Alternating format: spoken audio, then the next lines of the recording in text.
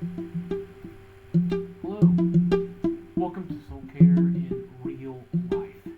We're hoping that this space will be a space where we can have thoughtful and grounded conversations about faith, about work, about spirituality, leaderships, our relationships, talk about doubt, talk about hope, and it's going to be hosted by me.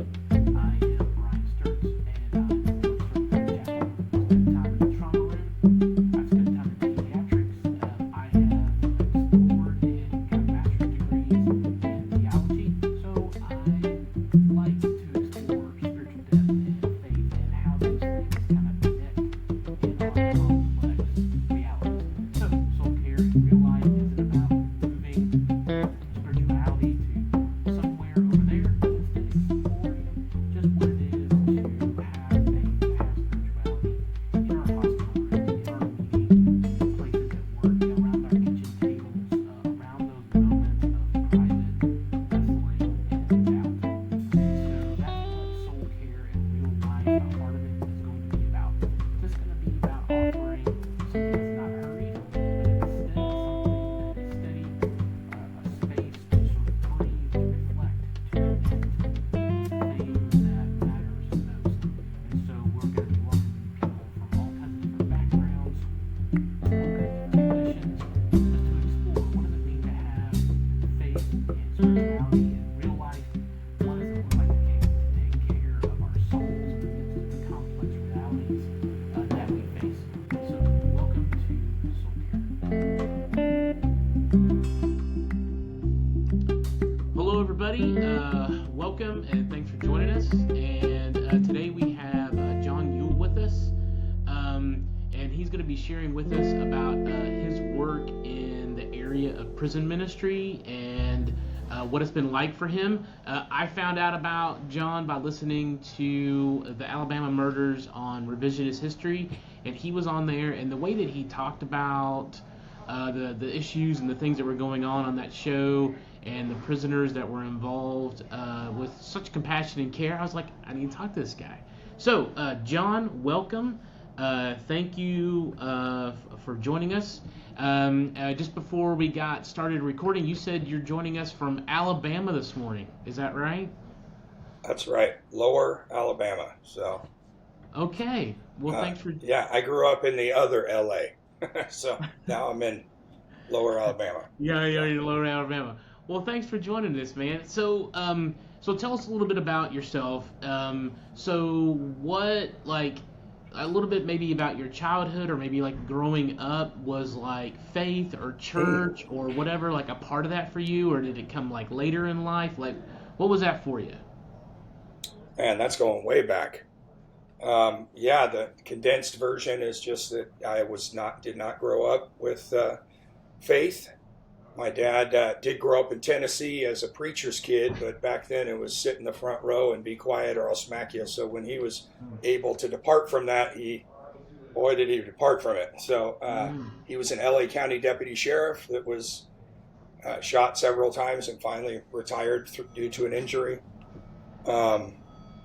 And my mom left and really checked out long before she even departed all the way. Oh, wow. He was a pretty hard guy to live with. And so my father was like, do whatever you're going to do, just leave me out of it. And so a kid with that kind of leeway, it wasn't long before I got in trouble. And I have two brothers that are tattoo artists. And so, yeah, I'm like, I mean, I know you see it on the Food Network now, the chef is like this, but 35 years ago, people didn't, people crossed the street when they saw us coming. And so, that's quite different too. I got them to repel people, and now an 80-year-old grandma comes up and says, "Oh, what is this? And look at mine," which is, the Lord takes everything and uses it for good. And so, yep, So that when kind did of you, life. And so so for you then, if you grew up in that kind of situation, then when, I don't know, like you walked into a church one day, or like you felt like,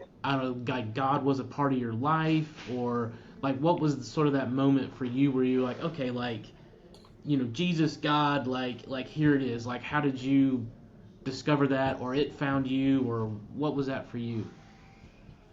Yeah, well, it's like probably a lot of who's watching me now would say it happened. I with that kind of leeway in my home, it wasn't long before I met the police, and it wasn't due to drugs or anything like that. It was just anger and violence and a chip that resided right here on my shoulder. And so it was a prison chaplain that I was truthfully bored. And if they would have called for basket weaving class, I would have been like, let's go, because I was locked down quite a bit, which is what a lot of these guys do. They go to stuff just to get out of there. But God works with those people too, and he gets a hold of people, and he got a hold of me. And then the biggest thing was my wife, my girlfriend at the time, who was a strong believer and was like nobody I ever dated. And her faith and she never gave up on me.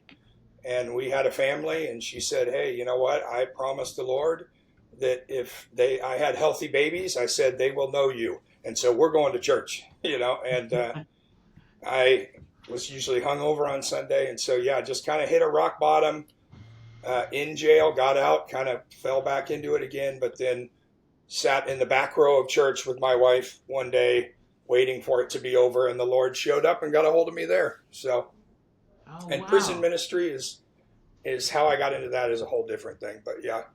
Okay. Yeah. Like I think. Sorry to give. No. Sorry to give you more than you deserve. No. I think that's all. I think it's great. I think it's part of your story. I mean, like for me, my sort of coming to faith, you might say, was very different. For me, I grew up in a family where my dad was the music minister at the church that I went to. Very so cool. There was never a question like, hey, what are we doing on Sunday? Like we're gonna, unless I had a fever or you lost a limb or something, like we're going to church, and I think in the church community that I grew up in, I think if somebody like you had walked in all tatted up, long hair, whatever, I think there would have been some people in the congregation that I knew as a kid that probably be like, we should be suspicious of that guy. We should wonder, who is this? Like, what is this guy about? Like the perpetual sermon illustration just walked into the room, that. Like that's sort of the image. And so I would think it took whatever that was for you, love for your wife or looking for something, or like you said, you hit rock bottom. I mean, you found something there, Yeah. And how sad that you're right, that there were people. I tried to go into church several times. I hate to mention the name of one in California, but it would be probably one of the biggest ones. They just made a movie with it and stuff. And I was so excited to go where these guys were, but it was like long hair surfers, you know what I mean? So it's like they were kind of taking in the rough crowd in the flip flops and long hair. And it's like, so when I went in with my brother on bikes, I think we pulled up even on Harleys. Nobody sat with us on 15 feet of pew. And there was standing room in the back, like people are standing in the back, and so I'm sitting there. I didn't hear anything God had to say that day. I was like, this place I'm leaving. And so it's sad that we kind of don't see that I love friends of mine that were raised in a strong believing and kept going with what their parents want, because God has people for you that they won't listen to me, but the problem is that crowd has trouble seeing that, God even uses a knucklehead like me. And so, totally. It's sort of like the Pharisees, in Matthew 9. Like they just can't comprehend that Jesus sitting around a table with a bunch of sinners. They just can't even fathom that. Yeah. Like, what are you even what are you even doing? Right? That doesn't make any sense. Right. Like for them, the math isn't mathing. When they try to figure that out. So for you then, like. When did prison ministry become a thing? So you're sitting on this pew, what are these people talking about? Nobody wants to sit next to me, when does prison ministry kind of become a thing for you? Well, eventually I moved from LA to Washington State, and there was a church meeting in a school called Common Ground, and the first time I met the preacher, he literally went up in his sermon of a couple hundred people at the time and said, look, I got this friend and he's got tattoos all over him, and it's July and he's wearing long sleeves and he keeps his hands in his pocket because he's afraid y'all are going to judge him. And I just want you to know, if you're that kind of person, you can leave now. we don't want you. I mean, it was literally, I was like, so, yeah. And then the short of it is, yeah, I like to win people over. I like to show them they're wrong, that we really aren't that far off. And, my father being an officer, I actually had the chief of police that was in my Bible study. When they asked me to do a Bible study, I had like 60 people who came, and that's not a look at me. That's a look at God. He puts every word in my mouth. All glory to him. I mean, all glory. This means nothing if it's just something that shotguns out into the world. But if it's for God, it has power. And so I want to be part of that kind of stuff. And that's why I'm here, because I believe, and I'm sidetracking a little, that I see that in you. And so anyway, yeah, I went to be an officer, and I know that I see it on cops now that they kind of look like this. But again, I passed the top of my agility and the written, and they were like, yeah, dude, we can't have you being an officer, And so it was just horrible, because I don't have swastikas on my neck, it's like daggers and flags and eagles. It's really, a lot of it's very, I was putting crosses on me before I even really knew. I just knew I was drawn to do something to draw closer to this, to the God of the cosmos. And so, but they wouldn't hire me. And so the chief of police said, have you ever thought about going in on the other side? You're saying you want to be an officer and try to come into situations and bring God and not just a butt kicking. And what about the people who are there that are struggling? And I was like, well, I did say 30 years ago that, Lord, if you could ever use me in this situation, I would do it. And when he got a hold of me, and so 25 years ago, I guess.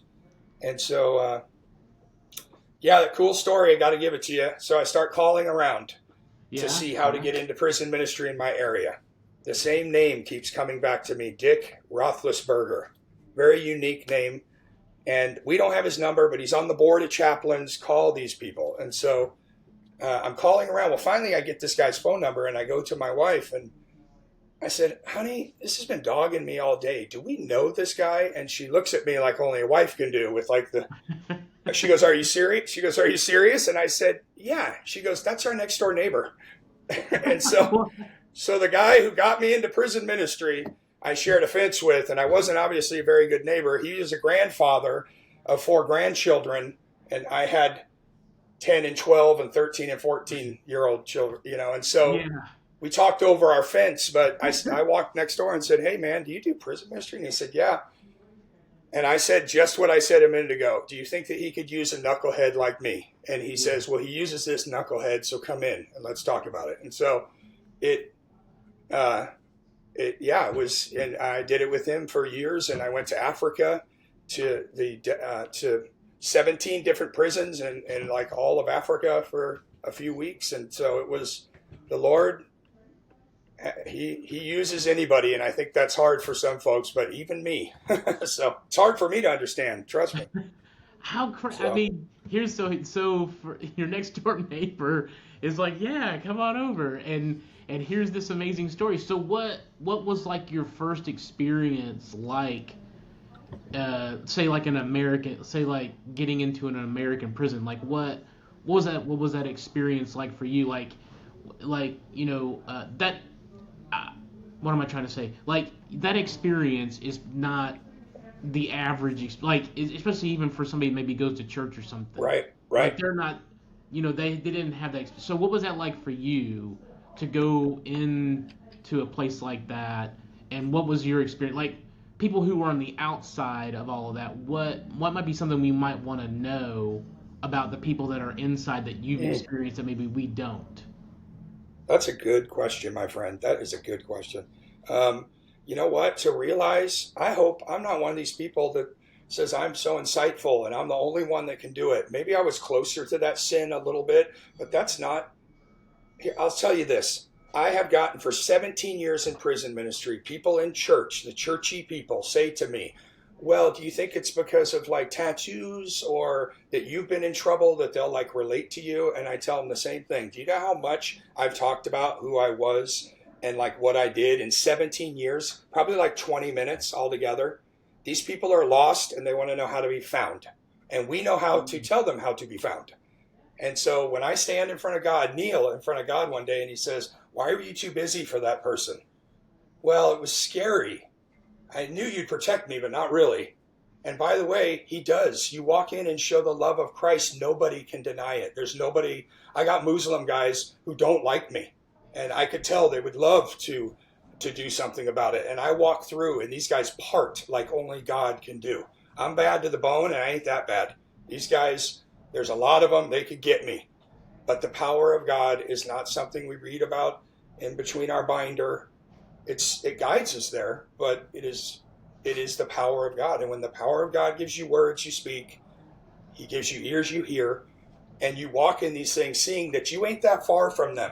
That a lot of these death row guys, literally talking to church folks on Sunday and them, they're actually more right with God. They've surrendered it all, seeking him, have been forgiven. These people over here are walking like they don't need forgiveness. And so it's... Oh, wow. That's definitely a different kind of, like I think that's a different kind of perspective. I think you're right.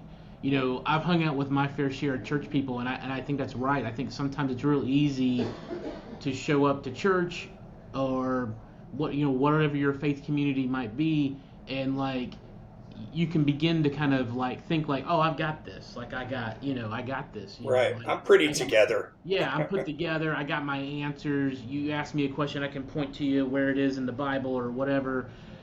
Whereas I think what you see when you're going into the prison is these guys are sitting there. It's like, I got nothing else to lose. Everything else has been taken away from me. And look at our examples in Scripture. God would break somebody sometimes to get a hold of them. And the jail, people ask me, what's the jail like? It's exactly like the world. There are people who want to hear just enough Jesus to help them get through their day and feel good about, looking at what they shouldn't online or any other kind of stuff that draws us, money, things. And then there's people who say, Father, I see the holes and the deception and all this. Help me to navigate it just today. Just today, I want to actually walk as what it says when it says the sons of God should do this and have this. I'm going to believe it just for today and walk in that knowledge. And then the next day they're like, that was a pretty good day, and so, and they do it again. And so these are our true brothers, and true brothers and sisters out there will know what I'm talking about. These are family members, just like if your brother was on death row, you may not agree with him, but you'd hold his hand and say, I love you. And God has not forgotten about you. And that's what I do. I think that's the thing that when I heard you on that revisionist history thing, the way that you showed such compassion for those individuals, at least in that story, and it sounds like you've been doing this for years, so I'm sure you've got plenty of stories, but especially for those two in particular, just the care and the compassion. I think for a lot of people in our culture, it's kind of like, hey, you're in prison or you're in jail, and so you're there on purpose. You should just be having a miserable, horrible time. Right. Care. You're over there for whatever. You should just. Whereas, you're showing up and showing these people some compassion and some care. I would think for them it's probably like the best part of their day. Yeah, seriously. And also, the regular public needs to start realizing that, the punishments of these things in court, a judge never says, hey, we're going to put you in jail for 20 years, and we're going to kick the crap out of you for 20 years. And we're going to put rats on you, and we're going to give you very little food. People would vote different. People would find people guilty different. No, the punishment is that you can't leave, that you are there. It shouldn't be not having, I got to tell you, coming down to Alabama, and I'm not trying to run down the state. It has so much wonderful stuff. That's why I'm here. But it's like, when you take away the rights of one of the people you deem to be low, leaving God out of it. I don't like to do that, but real quick, from a government standpoint, it's not long before you can take them from the elderly, children, and then all of us in the middle are going to find wait, man, I drank a martini and drove home, and I'm in jail now for 30 days, and the whole time I'm going to be messed with by officers. I'm going to be poked with a stick, basically, like we wouldn't even do to a bear at a zoo. I mean, it really is tragic. And people who say, well, they deserve all that, and I hope they suffer.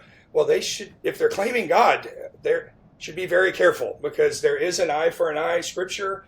There's a lot more that talk about, hey, but how much better to forgive and how much better to this. And nobody's saying set them all free. I don't go in and say that. I say there are earthly consequences, but you deserve to know God, and we should all lead everything we do from that point. If governors or anybody else are claiming God at some high level, we really should look at how we treat our lowest people. It sounds to me like that's something in your work that's changed you. You know, like it would be, I would think from sounding like from the things you went through in your childhood, it would be really easy to become a very hard man about the world. You know. Oh, yeah. But to use words like forgiveness or care and compassion for people that often our society doesn't want to use those kind of words for, that's a switch. That's a change. You know, if like, how has that changed you? You know, showing up like, I've never had that an experience like that. Most people probably listening to this are not going to have the experience of walking on the death row and talking to somebody who's on death row. Like, how has that changed you? Man, I got to tell you, I try to be prepared in all things, because that's what the Father asks us to be. And I took some notes on the paperwork that you sent me here, you know, I appreciate it. I appreciate it. But he's been giving you questions that are literally reaching down into where I have to seek God on these answers, or I don't have them, you know. You're very insightful. And so that's the thing is yeah, man, it all comes, like I said, back to God. I did have a hardened thing. My father raised me to be tough and chase women, and both of those landed me in jail and almost losing the love of my life. And so I got broken, man. I got all the way broken, where it was time to shake my fist at God or to say, I'm going to check out this Jesus guy. And I had a Bible in one of them places, and I opened it. And although, like I said, I got out and kind of fell into it very briefly, actually, he kind of said, look, I'm going to let you go with this. I'm not going to just stand here and wait again for you. It's either me and you. And so I started seeking him in a very real way. My children, my wife and children, are amazing. It's not because of the wonderful greatness of John Ewell. I taught him about God in a way like, hey, man, if you got a problem with it, take it up with God, you know. And so they seeked him from a very real perspective. And I know you do the same. And so that's what I'm saying, asking people to seek on a real level and realize that in Kenneth Smith's case, for instance, is it going to help the family with the loved one that they did to destroy a bunch more? Because he has two sons that are amazing, and their father has parented them from prison. The last thing he gave him, he could have given him anything. He gives him a Bible that looks like it's been washed or something, because the pages have been turned so much and everything underlined. This man has gone through this book a number of times, and you can't go through it with an open heart and not. If God even grazes, if the Spirit even grazes this conversation right now, we're going to be changed, and people hearing it are going to be changed, because he is God. And so that's the thing, man. It cratered. I know people want to think he's the villain and he's gone now, and so we can sleep better. But really, it left a crater in that jail, because he's a godly man that had Bible studies and people. There's a number of guys in there. I would love to say it's everybody, but it just isn't. That are godly men that reach out to churches and write letters and sermons and songs and love their family, and their family goes out and does things. I mean, they really are, and you're not going to know it if you just sit back saying, oh, they're all bloodthirsty animal, you know? Yeah. So, sorry to give you more than you deserve. No. I think that's great. Because I think, again, you know, how many people are going to have that kind of experience and then show that kind of compassion and care for people? Because I think of John the Baptist. You know, he's in jail and he's asking Jesus, like, "Hey, man, are you it, or is there somebody else?" And Jesus shows some care and compassion that way, right? And we know that early Christians, you know, showed care and compassion in ways. It just seems to me like sometimes it's real easy to write people off. And, right, that's right. You know, I could have got written off. You could have got written off. just for for whatever, but there was somebody in our life that showed us some care and compassion, uh, regardless of whatever the situation of our life might be. And those Yeah, that's things good. matter. Like, it matters a lot. And so I'm glad there's somebody like you going in there and showing some care and compassion to people that, I mean, often just don't get that at all. I They just I don't totally feel agree, at all. brother. You know, so Yeah. what would be? I don't know if we have like a takeaway or whatever from any of this, other than like compassion and care, but just one more thing about like what you do and what your work is. Um, how might, if somebody wanted to, I don't know, support your work or reach out to you, like how might they do that? Yeah, my website, although I suck at it, does they don't even know I'm in Alabama and I've been here 3.5 years. So, but I was is Anchor Ministry with a Y, so ANCHORMINISTRY.org is our thing. I'd give anybody my phone number if they wanted to call. I mean, I really, if God has His hand on it, people will hear it. So. Sure, But I sure. wanted to tell you really quick, and I don't, like I said, I don't want to give you more than you deserve, but you said, how do we get to being this way? It's like something really helps me, and it's to seek the Father. It's not to say that Jesus, but even Jesus was like, seek the Father and come to the Father. And then you see, of course, the Son and who Jesus, of course, is. Give me a break. But we need to seek the Father and His love and also His, like, not messing around way. And I will not be on my knees in front of God and say that anybody, black, Mexican, border, on this border, prison, not prison, blue haired old lady, that's my hard part. The ones who look at me in church like this, God says, I love them too and I want them. Don't you think you can sidestep them? And so I want to never say that I didn't love on all of my potential family members and Mm. be sad, deeply saddened by the ones who have what possibly is coming for them. I mean, that's between them and God, but it's like we should not. I'm never mad at somebody who got taken on a pyramid scheme, who got tricked and lost all their money. I'm not going to be like, man, I'm not talking to that loser. It's like, no, they got deceived. That's it. And I recognize it because I was deceived.